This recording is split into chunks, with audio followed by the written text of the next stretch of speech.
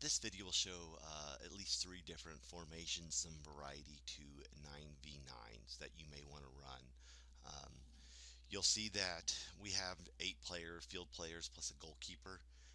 You'll see that I've added some additional lines on the field. That's just to show you that ideally your formation you choose will keep players in each of these lanes or channels on the field so you have maximum coverage most of the time.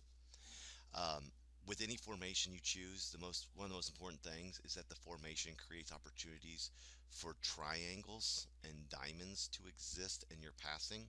So you'll see that there's triangles here. There can be a triangle out of that space, and that can show you how it, everything is connected on the field.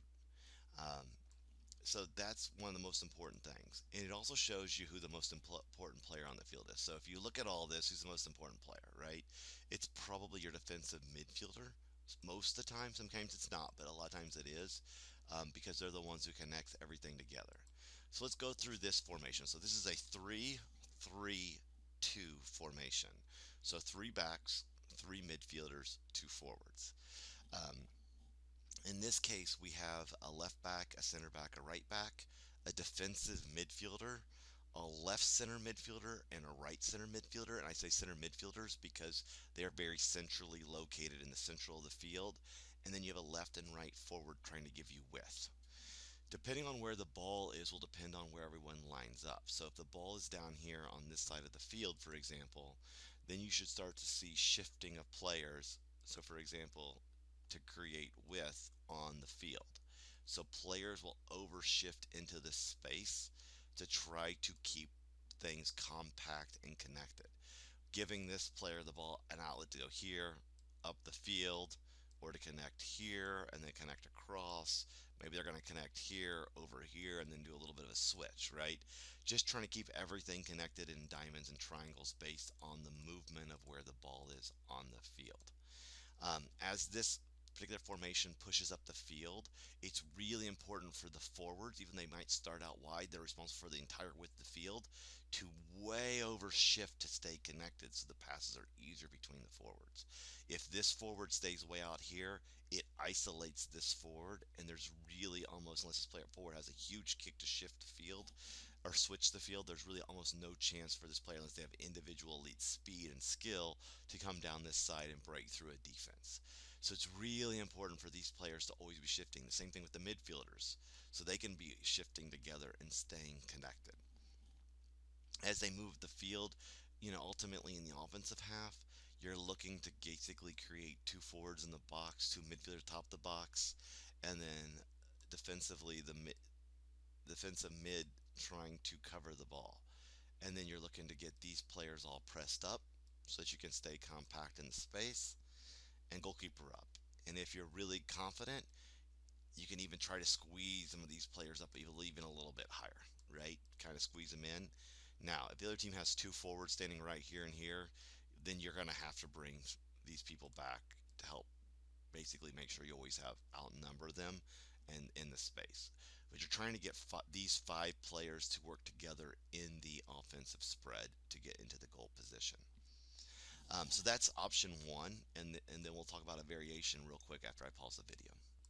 All right, so now we've set up we basically have the same formation. It's still a 3-3-2, but now what we've done is we put 2 defensive mids on this side of the ball.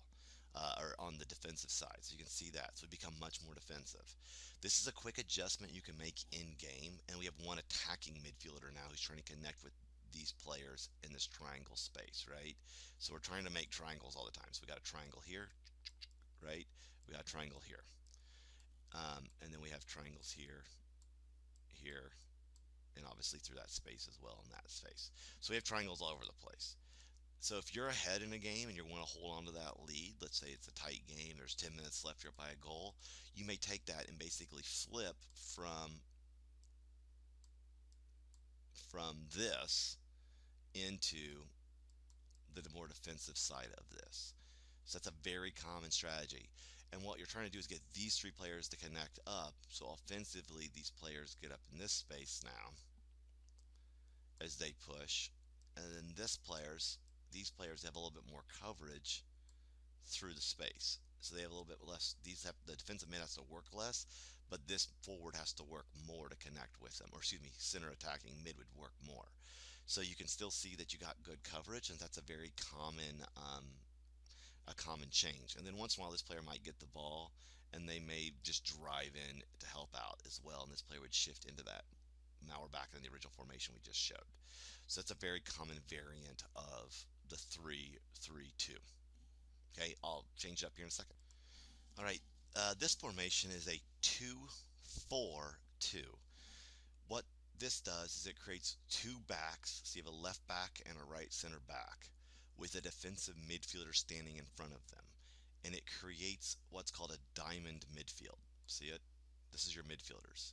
So now you have a true left midfielder and right midfielder out wide, and they have space because they have these two people in the middle. You have a defensive midfielder and you have a center attacking midfielder. And you can see how this creates triangles and diamonds up the field. This formation requires your right and left mids to really hustle and work their butts off.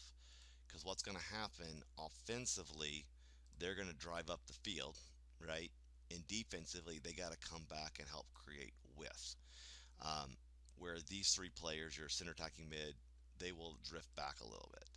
So let's look at what happens with the ball on the backside. So if we put a ball into play, let's say here, you'll find that the outlet is going to be here. This player is going to drop down into almost a third back. Your defensive mid will, and then you have your center attacking mids and your forwards still need to come over and shift over. And this player will have to tuck in until this ball is played out so you can start connecting passes up the field.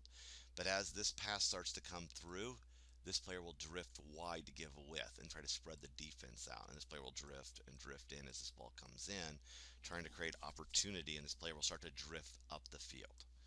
Offensively, then what happens is you still get your forwards up into the box.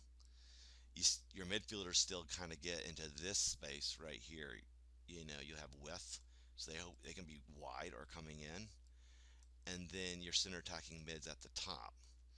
And then your defensive mid pulls in to a space like this with the idea that even if they have two players high, um, there's still coverage around that. So I don't know if I can make my triangle work. Some of these triangles are weird.